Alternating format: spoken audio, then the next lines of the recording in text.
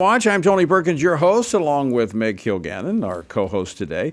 On Monday, Parental Rights Foundation and Children's Health Defense filed a lawsuit against Washington, D.C., arguing that a 2020 law permitting minors to obtain vaccinations without parental consent is unconstitutional.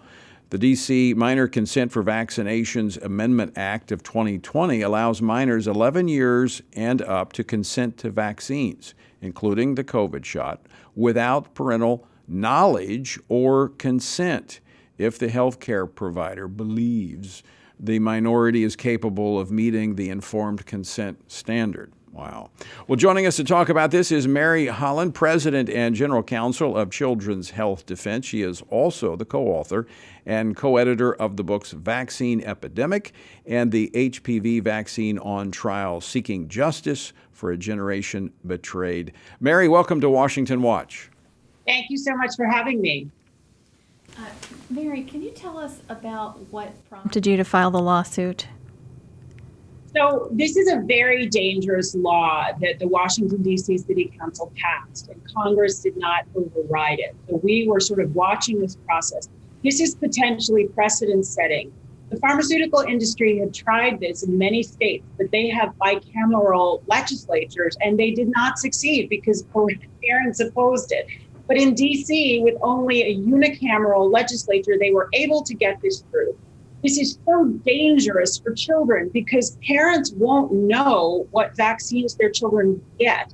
It goes beyond just the parents don't know. This is active concealment required by this law, so that parents who filed religious exemptions will not know that their children got vaccines, whether it's the human papillomavirus vaccine or whether it's a COVID shot or whether it's a meningitis shot. The kids allegedly can consent to any federally recommended vaccine on their own, and the parents won't even find out about it from their health insurer. It will be concealed from the parents. The school will have access to this information, and the healthcare practitioner. But the healthcare practitioner and the school are disabled from giving that information to the parents. This is unconstitutional. It also violates the federal statute that put in place the vaccine program that we have today. So we strongly oppose it. We believe that we will prevail on this. We have 4 parents on behalf of their children who are enrolled in the DC public school system. And we think that we feel that this is an incredibly important law to challenge because it is so potentially precedent.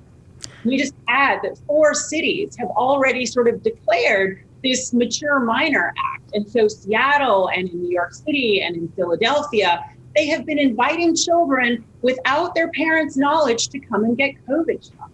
This is tremendously concerning. I mean, this would appear to me, as you've described it, Mary, intentionally designed to deceive parents. And with this being concealed, I mean, I have to think about, there could be complications. When you get this, the COVID, let's just take the COVID. There's others that this would open the door to. So it's not limited to the COVID shot. But let's say they get the COVID shot, and we already know that there have been some health complications for some who have gotten these shots.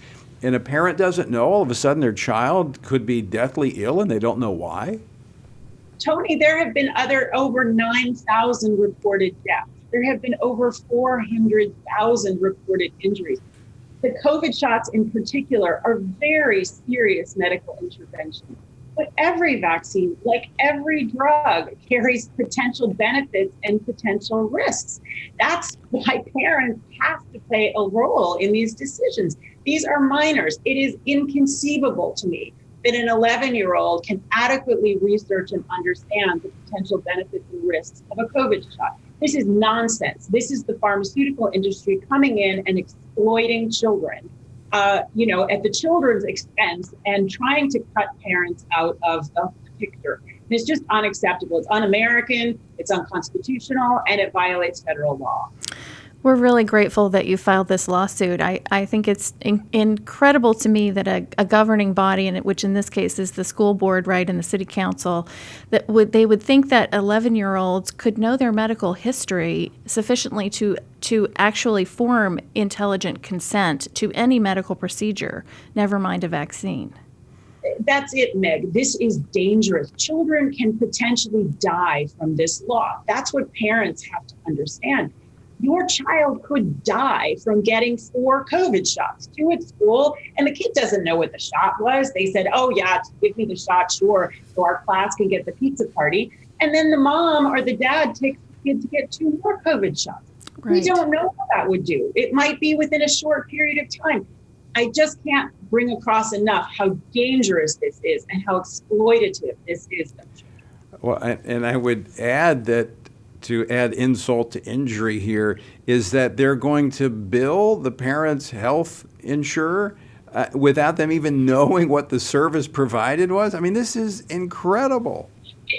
That's the point, Tony. It's incredible. We could not believe this as this passed through the city council, and then it sat on the mayor's desk, and we tried to get people to call into the mayor, and there was hundreds of thousands of emails and phone calls, but that didn't move anything. And then it went to Congress, and there's a waiting period in Congress, and that didn't do anything. So truly, we have had no choice. And another organization has also filed a lawsuit. This one is where we absolutely have to take a stand. And of course, this is specifically going against parents with religious exemptions or conscientious objections to the HPV vaccine, to Gardasil.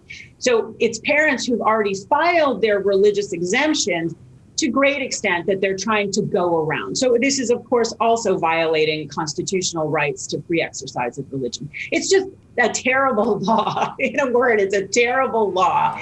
And we're proud to be standing together with plaintiffs and with parental rights. Mary, we appreciate you joining us, and we're going to watch this very closely, and we'll be getting updates from you, hopefully, so we can keep our listeners informed. Thank you very much.